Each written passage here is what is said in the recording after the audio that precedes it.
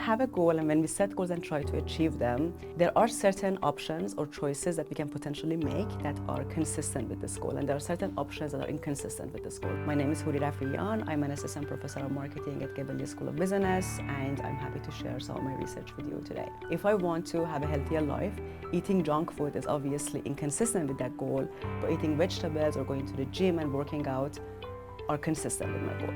In research, those inconsistent behaviors and choices are called vices, and those consistent behaviors are called virtues. And so the question that we're asking is how pursuing these goals that motivate us to see the world in terms of vice and virtue affect our level of variety-seeking behavior in vice and virtue consumption. We are focusing on health goals in this particular research, and we run a series of experiments in which people either have a health goal or they don't have a health goal. So we have students come to our lab, and there is this tray of snacks and junk food in the middle of the room.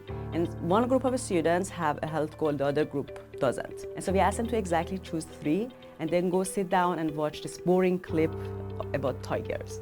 And so they're supposed to consume the snacks. And what we find is a student who doesn't have a health goal is much more likely to select 3 different snacks in his or her choice set. So 1 cheesecake, 1 donut, and 1 brownie, trying different things. A student who has a health goal is less likely to do that, is more likely to decrease variety seeking. So for example, let's say 2 donuts and 1 cheesecake, or 3 donuts. Then we see the flip side of this in the virtue consumption. What we find is that the group of people who do have a health goal, they are actually more likely to select different exercise activities in this 1 hour. For people who don't have a goal, they are less likely to increase their variety seeking level in virtue category. So it's the opposite. And we actually tested multiple explanations, and one of the explanations that we really thought about was that when people have a goal, they obviously they want to increase those consistent activities and decrease those inconsistent activities, right?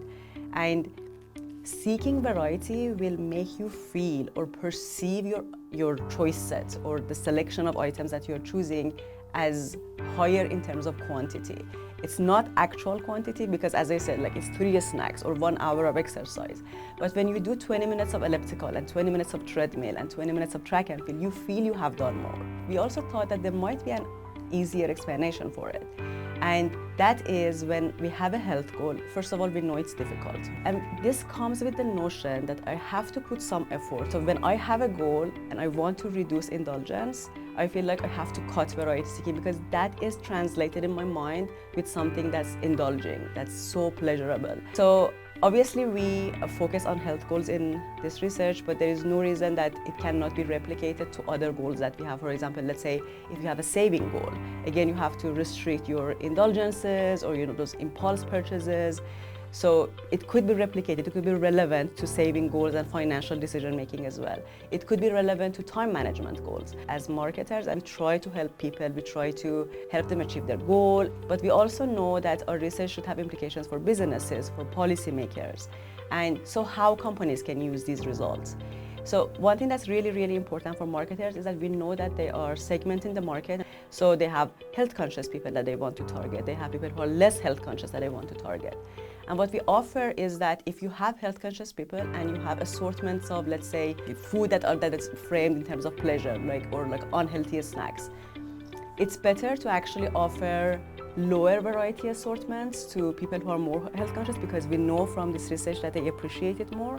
And on the other hand, if you have, for example, if you want to sell meal plans for people who want to lose weight, or if you want to sell exercise plans, it's better to actually offer assortments that are higher in variety because, again, that's what's appreciated by those health conscious customers compared to those who are not pursuing any self-regulatory goals.